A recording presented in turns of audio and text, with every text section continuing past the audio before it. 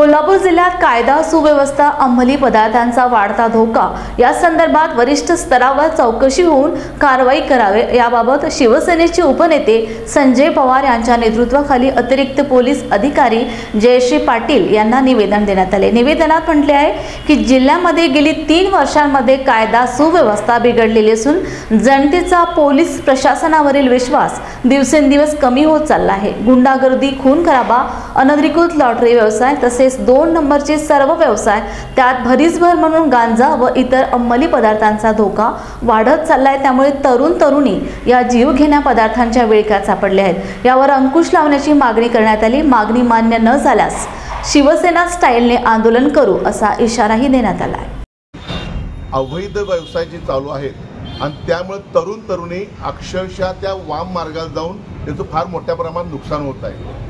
मटका, गुटखा, नशिली पदार्थ, गांजा, वेगवेगळ्या प्रकारचे अफू, अनेक प्रकार असे कोल्हापुरात आलेले आहेत की त्यामध्ये तरुणी अडकत चाललेले आहेत। आणि दुसरं म्हणजे महत्त्वाचं, ज्यांची जबाबदारी आहे ती LCBचे प्रमुख आणि LCBचे जे कर्मचारी आहेत त्यांना दिलेली जबाबदारी काय पार पाडतायत त्या संदर्भात सुद्धा त्यांनी चौकशी केली पाहिजे। आम्ही माहिती घेतलेली आहे, त्यांना प्रत्येकाला नाव दिलं आहे, त्याचं काय काम आहे सुद्धा दिलं आहे, ती चौकशी होणं गरजेचं आहे। ह्या 3 वर्षामध्ये खरोखर मोठ्या प्रमाणात अवैध व्यवसायाने 2 नंबर व्यवसायाने डोकं वरती काढलेलं आहे। गुंडागर्दी, खून खराबा, माऱ्या गुंडांच्या टोळ्या मोठ्या प्रमाणात तयार झालेल्या आहेत। ह्याला अभय कोण देत आहे? पोलिसांचा हात कमी झाला काय कोल्हापुरात? आणि ह्याचाच अर्थ असा होतोय कुठंतरी यांच्या लागेमध्ये काही अधिकाऱ्यांचे कर्मचारी हत्या करणं, संपूर्ण पोलीस प्रशासन बदनाम होत आहे। आज ॲडिशनल आपले SP आहे त्या मॅडम देसाई मॅडम आम्ही निवेदन दिलेलं आहे। पोलीस महासंचालक निवेदन आम्ही देतोय की मध्यंतरी जो ट्रेडिंगमध्ये जो मोठ्या प्रमाणात घोटाळे झाले, कोट्यवधी रुपये घोटाळे झाले, त्या घोटाळ्याचा तपास काय झाला?